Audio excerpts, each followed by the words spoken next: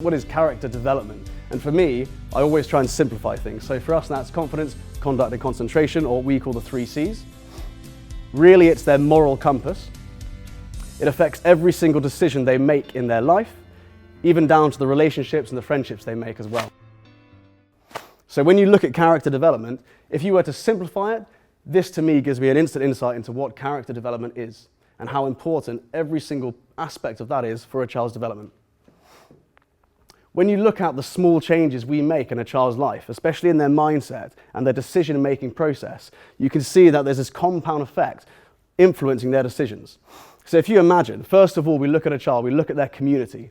We try and establish what a strong positive community is and what a negative community is. Now, if you have a child who's in a negative community, they're stuck there and they're avoiding it, they can't get out of that community. If you look at that first adult club that I spoke about, the children in that situation were not in positive communities. Now, if you imagine the decision-making process of a child who's always been through that community, they're on the lower row here.